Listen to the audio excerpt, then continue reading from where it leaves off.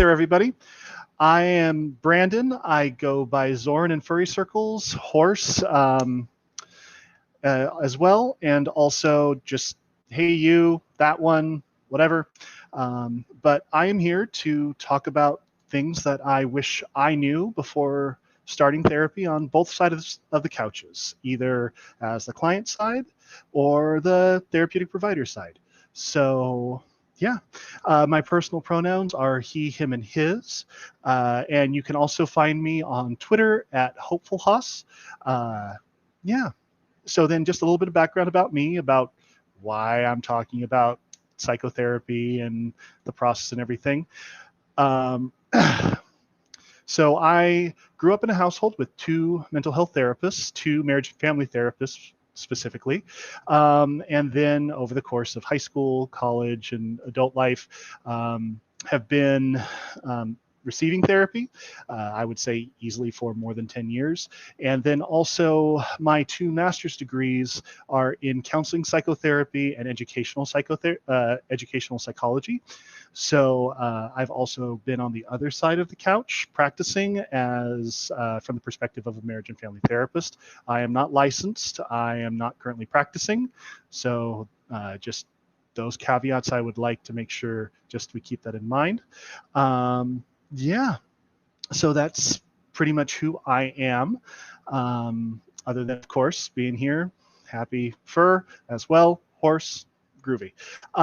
As you can see on the Discord chat is that if you have any questions about the talk or anything comes up, go ahead and type those on in there. I will get to those at the end of the conversation if we have time. Also, something that I like to do regarding therapy and my own mental health is that if something comes up, I write down a Post-it note or on an email draft or something.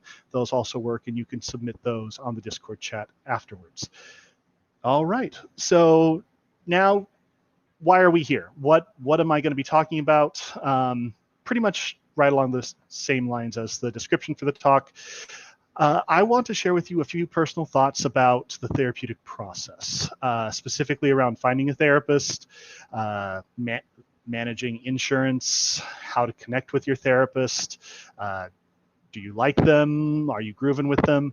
And then also being an active participant in the therapy process so that you can get the biggest bang for your buck, and also so that you can empower your therapist to help you achieve whatever goals it is that you've stated you want to achieve.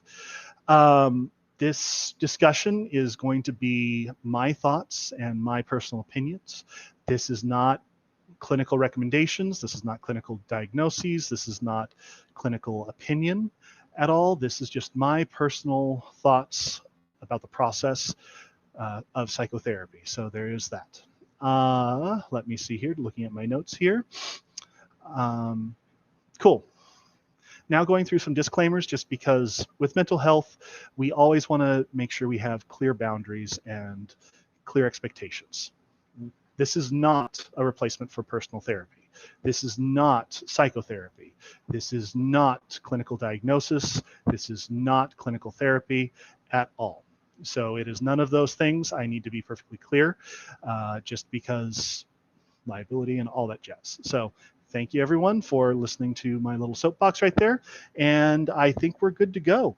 So what I'm going to be doing is I'm going to be going over 3 different areas. The first part is finding a therapist, how to go about doing that. Then how to connect with your therapist, a few things that I've learned and observed being on both sides of the couch. And then finally, how to get the most out of your therapy, how to be an active participant.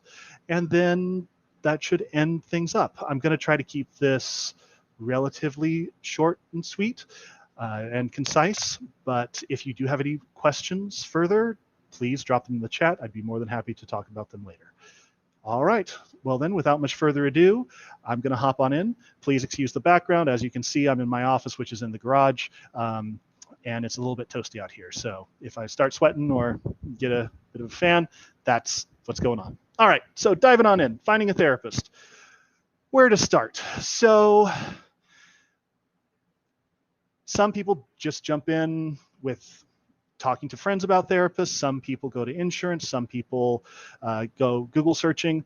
I'm going to try to break things down to make it a little bit simpler, because this talk is designed for everyone at different stages of the therapy process. If you're starting or trying to look for a therapist, if you're mid-process with a therapist, or if you're out of therapy and considering maybe going again or whatnot. That's what I'm hoping to empower you for. So first off, you are wanting to find a therapist. Congratulations. I think that's the first and biggest step anyone can take. I advocate to all my friends and family members that if you have a little bit of extra cash, the best thing you can do for yourself is to get a personal therapist. So how to find one. So if you have insurance, this should be hopefully a little bit easier than just starting from scratch. All insurances will have a provider list. So if you have insurance, say Blue Cross, Blue Shield, you can reach out to them and they will give you a list of therapists that are pre-approved. What this means is that in your area, they have therapists that have already signed the paperwork, filled out the information that is needed for them to be able to receive clients through your insurance. And what that typically means for the therapist is that they just have paperwork they have to do after your visit just to say, yes, you were there, blah, blah, blah. But again, confidentiality, just like doctors, they don't share that stuff. So insurances, oftentimes I've heard as well that I went down the list, I can't find anybody, or they're booked up for like 6 months, or they only had times during the workday. And so it doesn't work. So there's also therapy out of pocket. A lot of my personal clinician friends, they provide therapy outside of the insurance circles. And this is a cash only or client provided payment. And for this they can offer services as low as $50 to upwards of $200 or $300, depending on what it is you're looking for, their certifications and all that jazz. But if you're looking for someone outside of an insurance marketplace for therapy, I would say a good way, other than Googling things, is going to a site called Psychology Today. It is an online kind of yellow pages that therapists pay to have their name and information on, and you can quickly jump on, enter into search category terms. Do you want a male, female therapist? Do you want a therapist specializing in family issues? Do you want a therapist specializing in addiction? Do you want someone that's good with transitioning or depression or gay or lesbian or LGBTQIA issues? You can search for those types of therapists there. Now, again, oftentimes those will be outside of your insurance provider list, and so you'll need to talk to them about payment, which brings me into paying for these types of therapists. Oftentimes with out-of-pocket expense therapists, they will give you or offer an initial consult for free, where you come in or you do a phone call just so that you can get a feel for the therapist, they can get a feel for you, and that you guys can decide, oh, okay, this sounds like something we can do, or this doesn't seem like this is a good fit. Maybe you can call X or therapist Y or therapist Z. So oftentimes they will give that for you. Now, something specifically with out-of-pocket insurances or out-of-pocket therapists is that they have something called a sliding scale. So if money is an issue, if you find a therapist that you really connect with or that you really want their pedigree or credentials, they may offer what's called a sliding scale. And this is payment based on what you can pay, based on, similar to the principle of income-based student loan repayments. Same thing here, is that based on your income, they can slide their cost of service down to what is more appropriate for your income bracket, what your expendable cash is. Oftentimes they will have their own form that you will be given and that you'll just need to put in basic information, and they will come back to you with, okay, instead of charging you $150 for a session, we can look at charging maybe $100 or maybe $90. So there is that. Another way to get around the cost of out-of-pocket therapy is a lot of community health centers and a lot of community health agencies offer therapy through trainees or an intern model. So this is, thank you for the questions. I see you guys there. Once I get to the end of this part, I will go ahead and jump on in there. But in the community mental health model, oftentimes they are being able to provide services through a trainee or an intern therapist. This is someone who has just been coming out of their school program or currently going through their therapeutic learning program, and they are starting to practice and develop their own therapy chops, as it were, under the direct supervision of a licensed clinician. So I personally like this model because, number one, you are getting exposure to some of the newer practices and techniques that are in the therapy world, and also getting the direct supervision and guidance of a licensed clinician who's been doing this for a number of years. It's 2 therapists for the cost of 1. And with these trainees and these interns, they have to get a certain amount of time with that clinician every single week. And all they do is they review what's going on. They don't get into the details of your case, or they don't get into like the gritty details of your case. They give an overview with the clinician, just saying what your goals are, what you guys are working on, what kind of interventions are going on, and getting feedback from that clinician. Maybe they should investigate this, maybe they should investigate that, maybe another intervention that they can look into is X or Y or Z. So something to think on. I personally enjoy it. It's also a lot cheaper to get into some of those community mental health agencies.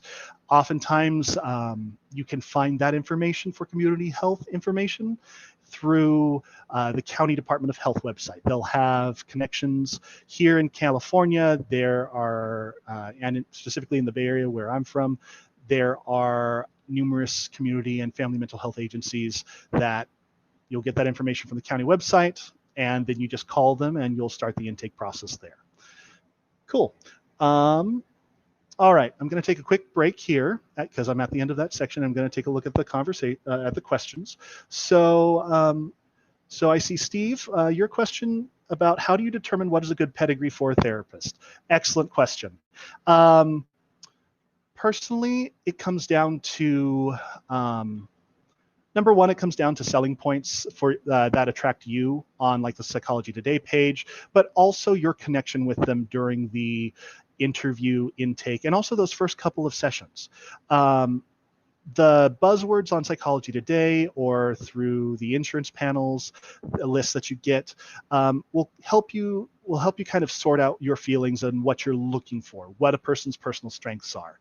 For myself, I've looked at therapists that have a specialty in the LGBTQIA community, who specifically know about kink or BDSM or leather. Also, specifically a male therapist, how long they've been practicing is also another good one. All these therapists, you can also find their license number, and you can actually look on at the state level, specifically for California, you can go to the Board of Behavioral Sciences and you can look up the therapist number to see if their credential is valid. So really, to come back to your question, Steve, pedigree is something that you need to determine for yourself what level of comfort, what sort of background you want from them. Training, years practicing, that sort of thing. So let's see here. I see another question from Aubrey. Let's see here. Not a question, but a comment. If you're in a university, check. Yep, very good. You're exactly that. Universities have extensive mental health and community health supports, oftentimes for free if you're a student, or at very discounted rates. Something very much that you want to check in on. So yes, thank you for that, Aubrey. Let's see. I like that, Zix. Mutt dogs are the best therapists. Yeah, no.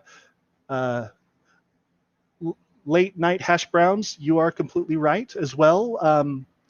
Some people have had personal experiences where they haven't connected with a good therapist, and it does depend. And that actually leads me into my next part about connecting with your therapist. And I would like to give you a few tools about those moments where therapy is not, the therapist, you and them aren't jiving really well, or something's off. So I want to talk to you about that, so that way you guys can be an informed, and I use guys in the plural, non-gendered word for it. So please, I do not mean to offend if those are not your pronouns. But so moving forward, connecting with a therapist. Number one, the big thing here, and I'm going to over-exaggerate this because we're not on Twitter, and this is what I would do, and I've seen a lot of people with the statement, you can fire your therapist. End of statement. If something is not working, you can tell them flat out to their face, this isn't working, I'm not feeling supported, I'm not feeling comfortable, I'm not feeling good, I'm not feeling seen. Give that information to your therapist. However, before you walk out that door after dropping that statement, I would ask, just from my own personal perspective and my own personal experience, is once you give that statement to your therapist, they're likely going to ask you what's not working. What are you not feeling? Where is this not going for you? And that's where the unique relationship of therapy, everything is about the relationship here. And so when you're giving that feedback that you're not feeling supported, that you're not feeling seen or heard, or something in the air isn't quite right, they're giving you this weird look that makes you uncomfortable, their body language is standoffish, something like that. When you call that out, when you let them know, I'm not comfortable, I don't feel heard, I don't think you heard me right, I'm not connecting with you, that is gold from my end of being on the other side of the therapy couch as the therapist. You have just told me that in my attempts to connect with you, I'm not doing a very good job, because in therapy, everything is about the relationship. Everything is about connecting. Specifically, there have been studies that go to show the efficacy of therapy. What are the best indicators that therapy is going to end successfully, reach the goals that you as the client and the therapist have come together to determine where it is that this is successful. And the biggest factor in this is the level of comfort and the degree of the relationship that you have with the therapist. It's not the techniques they use, it's not the background, it's not the amount of time they've been practicing, it's none of that. The biggest relationship to success is your comfort and relationship with the therapist. And so that is where coming to the question of, I see there, about how do you get out of a therapist that's not working for you. That is where you as the client would need to give this feedback to the therapist, is that it's not working. This isn't safe. I don't feel safe. I don't feel comfortable. And then after that conversation, if you are still not feeling supported, seen, comfortable, you are completely fine with leaving. It is completely acceptable for you to leave. And I encourage you to do so if you are not feeling connected. Now, when you do leave, just a matter of business, I would request, if it was me, I would request for a few referrals, contact information for a few different other therapists. For me, my practice when I was actively practicing was, if somebody told me they weren't jiving or this wasn't working, I would give them the names of 3 other clinicians in the area that I knew and their contact information, email, phone number, for the client to reach out to connect with them. And so that would be the best way, if you would like to continue with therapy, if you didn't connect with the therapist, to move forward with that. So then the next piece here is, in you telling them that you're not connecting, that this isn't working for you, that this isn't good or safe, you're giving them information to help improve their work as a clinician. Not only your immediate work with them, but also potentially helping them further refine their skills. I know that's not what you came to therapy for. However, as being on the other side of the couch, that direct information helps me look at my skill set and how I approach the therapeutic setting and how I connect with my clients. And so I can take that information and improve my own skill set because you were advocating for yourself. So exactly, Zix is same deal with therapists and medical professionals and any other kind of service-based appointment system. Please just make sure if you're going to cancel or not go, depending on what the policy is, typically it's 24 to 48 hours to cancel. But yeah, no, you're right on the money there. So let's see here. Also, I want to give a little bit of a shout out to the specific types of therapeutic providers, so that when you're looking at a therapist and trying to connect with a therapist, you kind of know a little bit of what their background is in how to advocate and how to support you as a client. So currently, I am aware of a few different types of therapists. There are LCSWs, which is licensed clinical social workers. They are trained in the community perspective, community resources, as well as the typical mental health strategies, cognitive behavioral therapy, dialectical behavioral therapy, the solution focused. I can go down the list of therapeutic practices, but you get the idea. Their training, though, is specifically within the community mentality. How has the community supported, the resources shaped, and given you the advantages, disadvantages, the resources to succeed as it has? LMFT means Licensed Marriage and Family Therapist. They are looking at the family structure, specifically systems. Family systems, relational systems. It can be an individual within a system. It could be couples therapy. It could be the entire family. It could be multi-generational systemic theory. However, that is the marriage and family therapist perspective, and that is my training, is looking at a person within the setting of a system. So then we also have LPCCs, licensed professional clinical counselors. These are more new to the West Coast, specifically California. They're more prevalent on the East Coast that I am aware of. I haven't had a lot of exposure to them. However, they are more focused on the individual and kind of career success as well. They have a lot more career support tools, that sort of thing.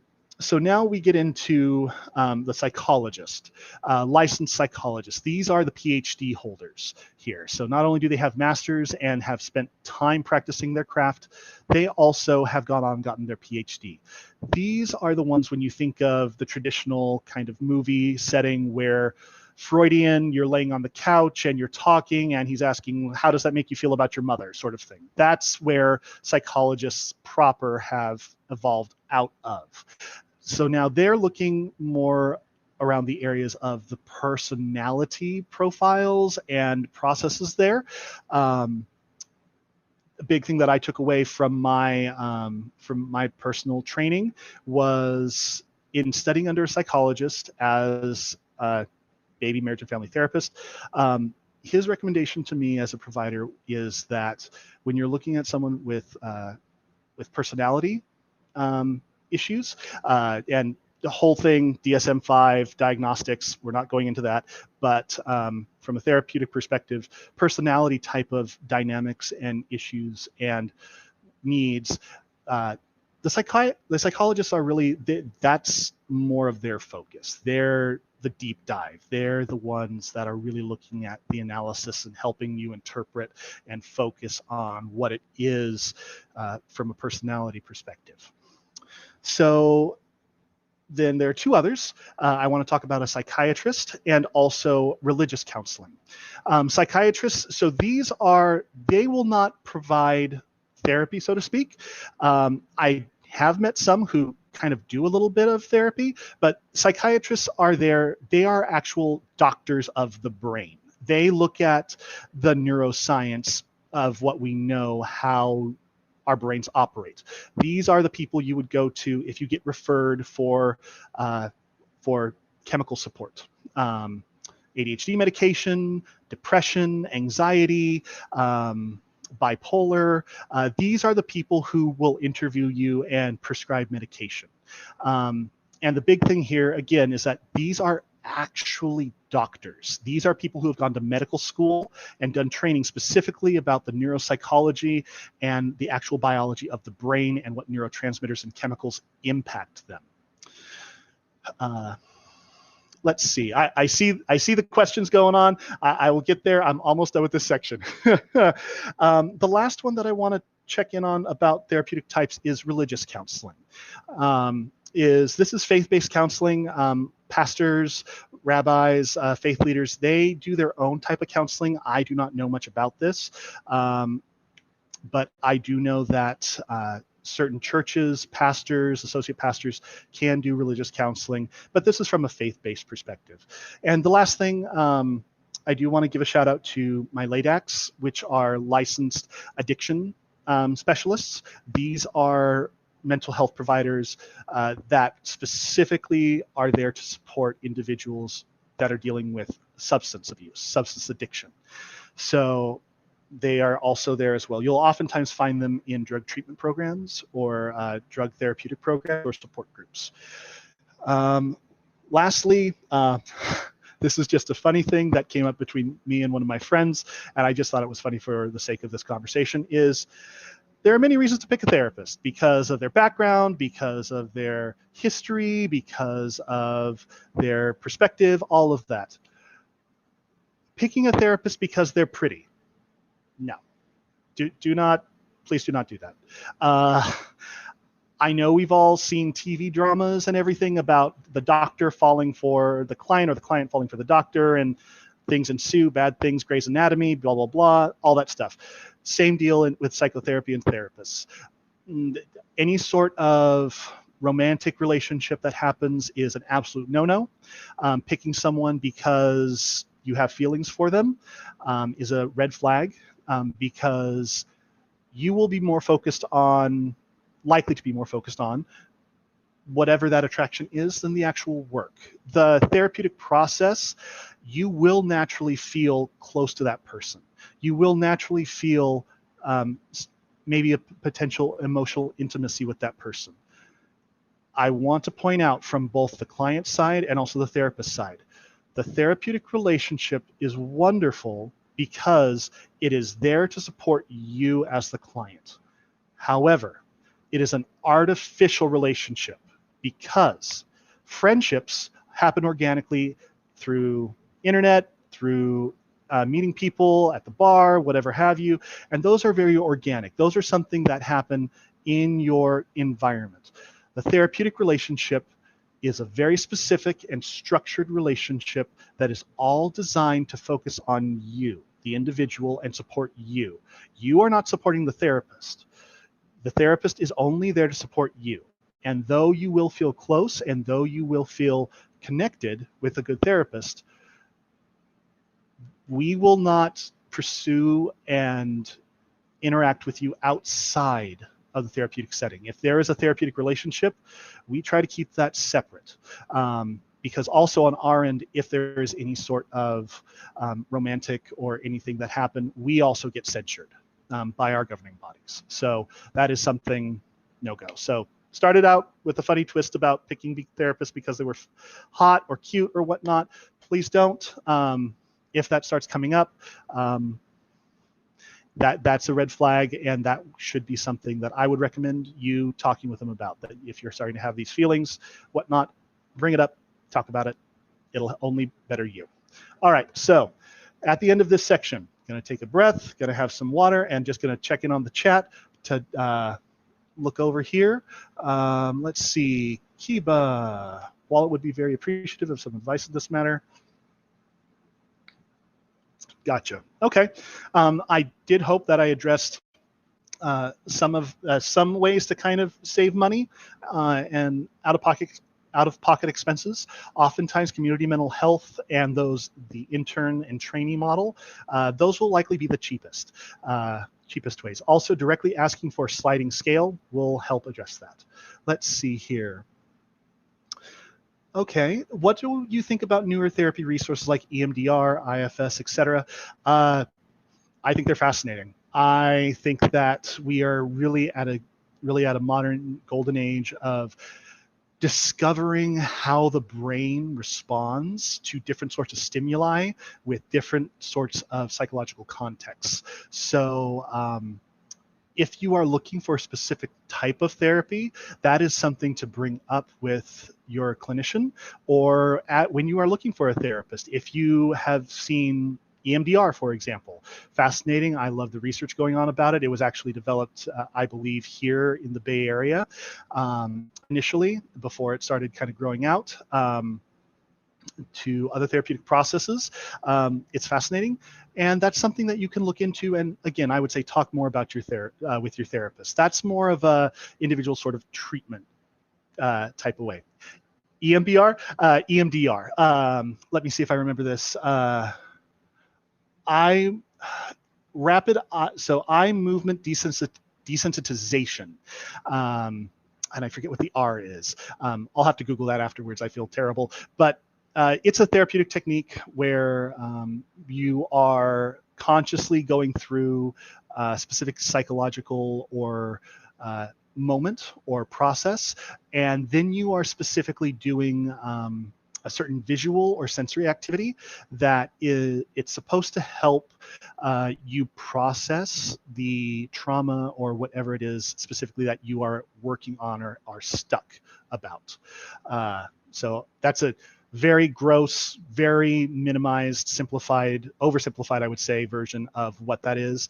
There are plenty of other techniques out there. I could spend hours going down the list, but I'm trying to keep this concise. I already see that we're at 2:36, and I'm trying to be mindful of the time. Let's see. Going down the list. Yes, Zix, just in the process of the initial interview, you guys are going to be talking about not only what you're looking to do, but also how that therapist handles their own scheduling, contact information, all that. Cancellation policy. Be upfront, ask about it. How many days, how many hours does it take before that I need to cancel before you charge me? And be upfront with this stuff. That is my recommendation. This is not like a Thanksgiving dinner table where you don't talk about politics, money, and religion. Going into therapy, talking with a therapist, one of the joys that I love about therapy is that you literally can go down the laundry list of, are you comfortable talking about this? Are you comfortable talking about that? How much money do you need me to pay you? How long are you planning for treatment? X, Y, and Z. And you can ask kind of all those big questions, like when you're in a relationship with someone, or when you're really kind of breaking things down with like a lawyer or whatnot. You can ask those at the outset, and it is not at all disrespectful to ask. You are actually an informed consumer when you're asking those. So I approve. Let's see here. Okay, just scrolling on down.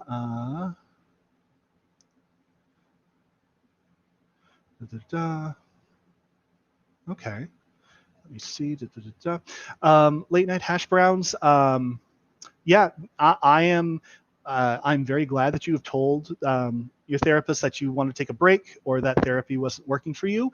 And that, just like you said, I'm not sure if it was them, their style, or you. Again, it's all about, do you feel like you're connecting? Do you feel like this has been successful for you? That is the biggest judgment, I would say. Therapy is going to be awkward. Therapy is going to be hard. However, again, coming back to psychological studies about therapeutic outcomes, again, that relationship, that comfort is the biggest determinator of your success. Let's see here. Let's see, Steve, when working with a therapist, is there a good way to network them with others in your support team, PCP, career counselors, mentors, family priests? Let's see here. So a therapist will, so therapy by its nature is extremely confidential. There are a lot of things that we are not allowed to share or do without your expressed permission. If you want them to connect with others in your support team, you can ask for them to do so, and they will provide you with a disclosure agreement. And it will be very explicit and specific about who you want them to share that information with, and what specific information it is that they're sharing, and for what reason it is.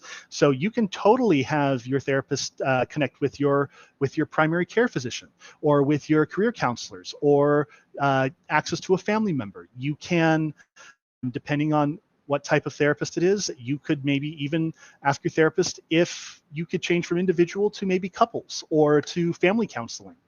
Again, if you have those types of questions or whatnot, I invite you to bring them up with your therapist. Ask them, I would like to do this with my fiance or my niece or my daughter. What do you as the therapist think about? And do not be surprised if some therapists push back and say, no, my boundaries are I only work individually, or I only work with couples. And that's completely fine. And if that's the case, that you want to shift your therapy to a dyad or a triad or a family system, you can ask for a referral to those types of therapists, and your therapist should be able to provide you with that. Let's see here.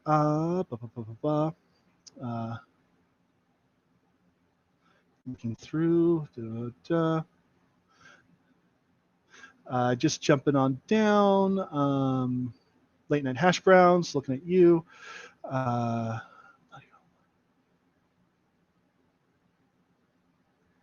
Yep, nope, you are right. Depending on insurances, some will not allow primary care physicians to refer. You can ask for them to give you a referral or who to talk to for that, but some insurances have a specific department that will walk you through that. Let's see. Also, thinking of switching from IT to the medical field, specifically psychiatry or psychology. I would say if you are interested in it, look into it. Do your research. I will say that going into the psychotherapy route is you are committing a fair few years into the process of just training, learning, and practicing before you can even sit for your individual license. For different types of clinicians, it is a different hour requirement set of you actively practicing under supervision or in a certain role or capacity. So my big thing would be is find a therapist, and if you're talking with your therapist, or you can talk to get a consult from another therapist, maybe asking them. Or also a good thing would be to reach out to local university programs that offer psychology programs and mental health provider programs, and talk to their recruiters, talk to their professors there. That would be a place where I would recommend starting. Yeah, let's see here. All right, so lastly, last question before jumping on into my final section. Steve, is a therapist your employee providing you a product? If so, can you ask them to modify the product or change modalities? So yes, quick answer is yes, they are providing you a product, which is their clinical expertise and guidance in navigating you through a specific set or to achieve a specific outcome. You are, when you start out with therapy, you are interviewed, and you and your therapist decide what it is you're going to be working on, what's your goal. Are you going in for depression? Are you going in for PTSD? Are you looking at your personal exploration and development? I know a few people who just go to therapy to explore their own inner workings and their own personal experiences and traumas to try to learn more. You will define that with your therapist. You will set what it is you want to do and your outcomes. Now, granted, those are perfectly open to shift, perfectly open to change. As individual therapy sessions happen, as you continue forward with them, oftentimes you will have a therapeutic plan. And depending on the provider, if you're working in a university setting or a community mental health setting, you will have a specific goal that you'll be working on. If you're paying out of pocket, oftentimes it can be more nebulous, but you'll still be working on a specific goal. So you are working with them and they are providing you with a product. Yes, you can, specifically about the modality of the product, if you can modify the product, you can always change the outcome. You can always have that conversation about, I'm feeling good about this, I would like to continue forward, but working on this, or I'm not really connecting with how this is working, and maybe we can do something different. And that's an actually very good question, because that leads me into how to be an active participant in your therapy. I'm looking at the clock, it's about 2:45, so just trying to be mindful of your guys' time. So there we go. So number one, I think we all know this, however, just wanting to say it, therapy is not magic. Therapists are not Tinkerbell or your wonderful fairy godmother that waves a wand, sprinkles fairy dust, however gaily or sparkly it may be, and you're cured. The big thing here is that just as the therapist is working with you to help you understand and give you potentially a different perspective on what it is that you are either struggling with or want further insight on, whatever you guys develop or tackle in the therapeutic room, it will also go with you out into the real world until your next session. And oftentimes things will come up that are connected to what you talked about, whether if you're actively working on an intervention or a strategy to support you with a specific thing you're working on, or if it's just you gain insight or something triggered you during the week between sessions, or 2 weeks between sessions or whatnot. The best thing I can tell you there is take notes. Make sure that you document what's going on. For me, I'm a big proponent of, I have massive ADHD. I'm on medication to help me manage it. Oftentimes when I'm at work, if something comes up, I will crack out my pen and I will literally write it on my hand to make sure that I get it out somewhere. Or I'll put it on a Post-it note, or I'll pull up my phone and do a quick text message to myself. The big thing here is that you are making sure you capture the information in that moment of what's working or what's not working, what's triggering you, or what's making you feel a certain way, so that then you can bring that information back to the therapist. Specifically now, kind of bringing this into the therapeutic context, is oftentimes if you're working on a specific, say you're working on something regarding depression or your depression cycle or your negative automatic thoughts, you and your therapist may develop a strategy, a intervention to do. Maybe it's you taking a moment, counting to 5, deep breathing, doing some meditation, whatever have you. Whatever intervention you are taking with you out of the therapist's office and into the real world, you also need to give them feedback. So if you are, the big thing here is that it's not just one and done in the therapy office and you go out into the world. You need to try and play with that intervention. You need to try and play with that they've given you to support yourself. Because for myself as a therapist, is that I need to know how that went. Whether it worked, great, I'm happy. Whether it didn't, great, we found out that doesn't work for you. And even more so, when I was talking about writing those notes to yourself, that data about how it worked or how it didn't work is gold, because there are studies and there are pieces of information that we know about specific interventions that, based on their successes or their detractions or how they didn't succeed, that helps inform us about how to support you. Let's see here. So that will actually help your therapist inform what their next recommendation is, how to tailor another intervention. So the same way that you have a nutritionist who's giving you a certain diet and you need to follow that, and if you don't follow it, the next time you won't really have a lot of information to provide them about how the diet's working. Or if you're working with a trainer and they give you a certain set of exercises to do and you do it on your own and you wind up hurting yourself. the next time you come to the trainer, you don't tell them that you got hurt. They're going to assume that their recommendation worked well for you, unless you tell them that it hurt you, unless you tell them that it wasn't effective. And that's the same thing with therapy, is that if the intervention didn't work, if the intervention didn't do what it was that you guys agreed upon, maybe it made things worse, that is where you need to provide that information back to your therapist so that they can support you with processing that, but then also they can tailor that intervention for you. So that's where being an active participant in therapy, that's the biggest thing I can tell you, is give that feedback. The same way I said, let them know if you're not feeling connected, let them know if you're getting a weird vibe in the room, give them that feedback. You're only making your own therapy better by telling them what's not working. And the same thing I want to put a caveat on here is if anyone's seeing a psychiatrist and if you're getting medication, don't stop the medication if it's not immediately working. Give the information about what's working and not working to the psychiatrist. I've had many families and many individuals tell me, oh, the psychiatrist said it was going to do X, it was going to do Y, and I started taking it for a week and I didn't feel it, and so I just stopped taking it. Number one is we know a lot of the medications for mental health, they have an uptick time. They take a time to get into your system and for your body to acclimate.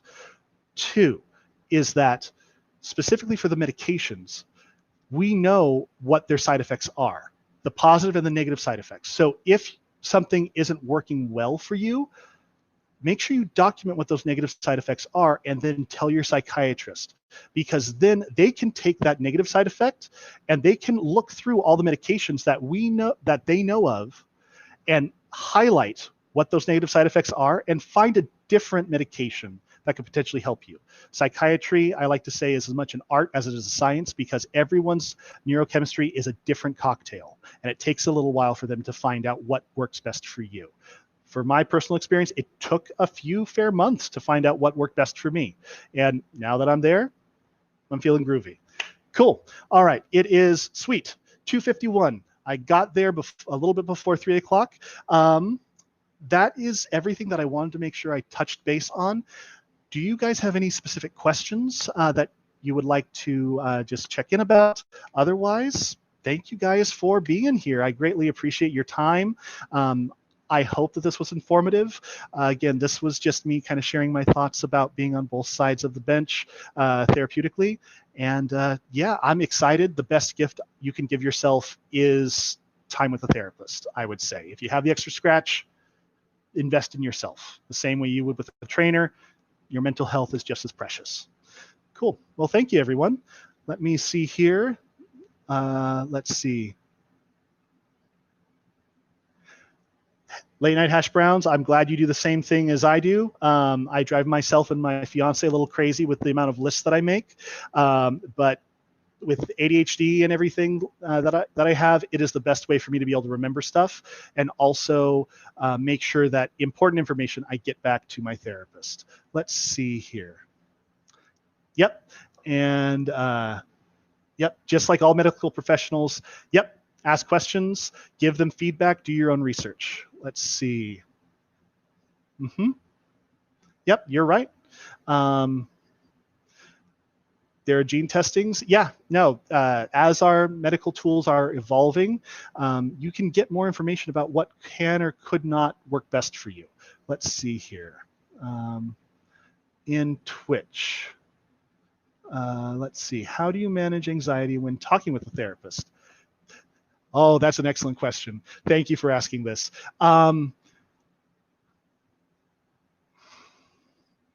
If it was me, personally, bring it into the room. Directly say, God, I'm feeling so anxious. God, this is like nails on a chalkboard for me. I'm not feeling safe. I'm not feeling like I can talk about this. However it is that whatever words you want to use to express that anxiety when you're talking with a therapist, the key detail here is that your anxiety is coming up and the therapist is there to support you.